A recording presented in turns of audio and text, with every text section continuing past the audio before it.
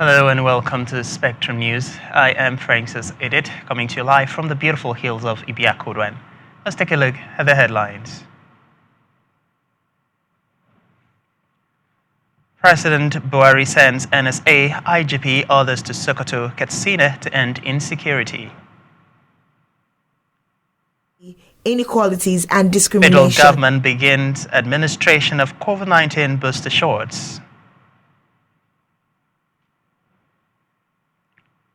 Russian President Putin compares Donbass war zone to genocide. Details of the stories and more in a moment.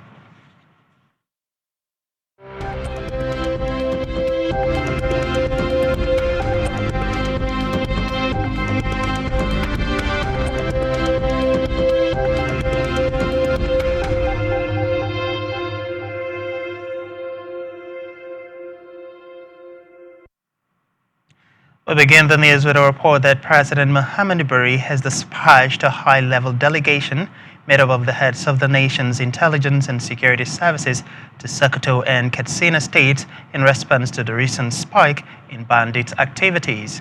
This is coming barely 24 hours after the president inaugurated Navy ships, patrol boats and helicopter at the naval dockyard Victoria Island in Lagos to boost security at the maritime borders.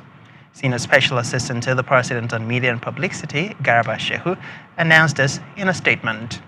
According to Shehu, the President is expecting an immediate situation report and recommendations on actions to follow to effectively deal with the situation. Meanwhile, the federal government has begun to administer booster doses of COVID-19 vaccines today. The executive director to the National Primary Healthcare Development Agency, Faisal Shaib, stated this in Abuja. It could be recalled that the Nigerian had on March 5 commenced COVID-19 vaccination with a total of 3.94 million doses of the vaccines. This was followed by a vaccination break due to the ban on vaccine transportation by the Serum Institute of India, which is the main supplier to the COVAX facility.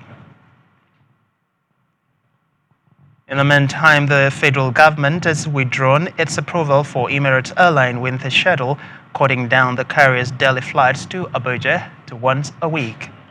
It stated this in a letter issued to the country's manager, Emirates Airlines Nigeria, Victoria Island, Lagos, and signed by the Director General, Nigerian Civil Aviation Authority, Musa Nuhu.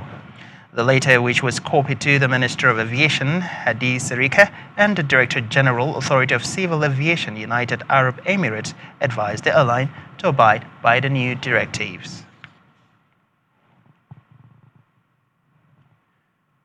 Meanwhile, the federal government has decried the exportation of smuggled crude oil and other goods from Nigeria to some other countries.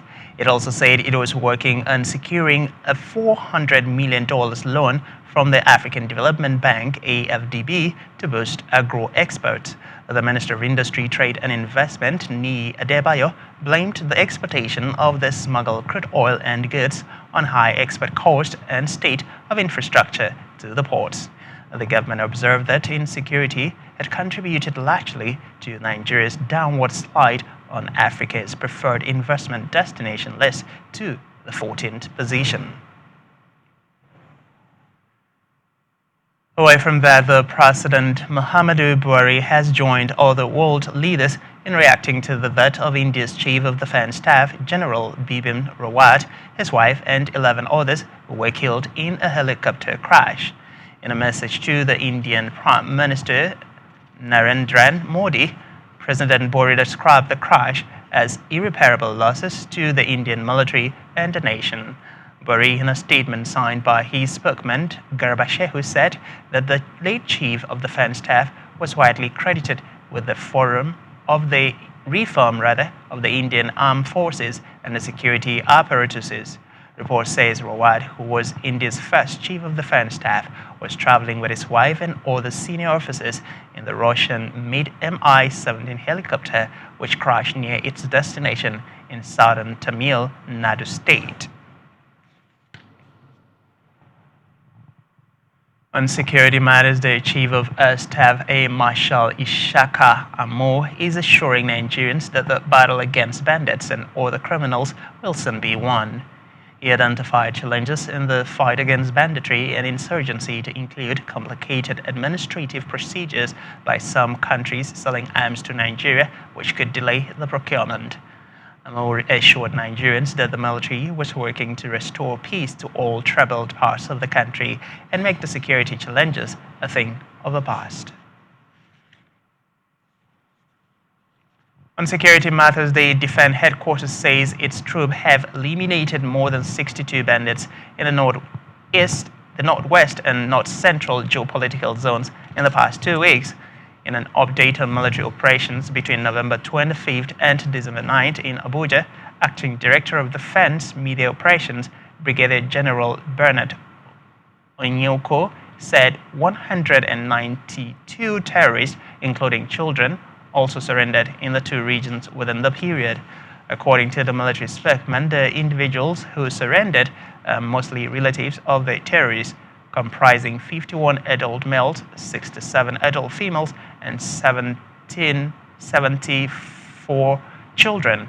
General Oyuko said those who surrendered were reportedly profiled and handed to appropriate authorities for necessary actions. In politics, the Independent National Electoral Commission, INEC, has deployed 17 INEC voter enrollment devices to registration centers for the FCT Council elections. INEC Chairman of the Information and Voter Education Committee, Festus Okoye, said the Commission met and deliberated on some issues, including the conduct of the Federal Capital Territory Area Council elections. He said in pursuant of the Electoral Act 2010, as amended, INEC fixed Saturday, February 21, 2022 for the conduct of elections into the offices of chairman, vice chairman, and members of the area councils.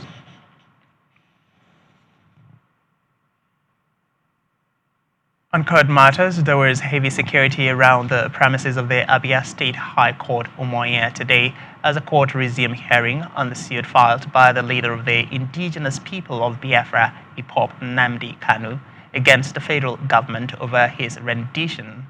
Recall that Kanu had, through his special counsel, Aloy Ejimako, filed 5 billion naira suit against his rendition from Kenya and contested the legality of his prosecution by the federal government, as there was no due process in his rendition from Kenya.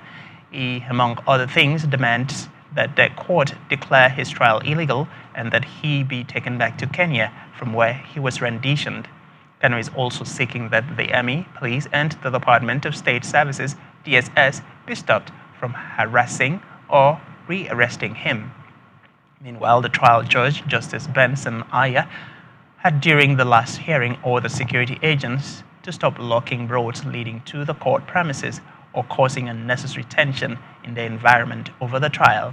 But despite the order, the road leading to the High Court premises was cordoned off by heavily armed police personnel at different points. In Katsina State, Governor Aminu Bello Nazari has sent a written application to the Nigerian Telecommunications Commission requesting restoration of telephone services in 10 of the 17 local government areas affected by the ban. The Director of Media to the State Governor, Abdul Lambarand Malum Fashi, disclosed this in a press statement.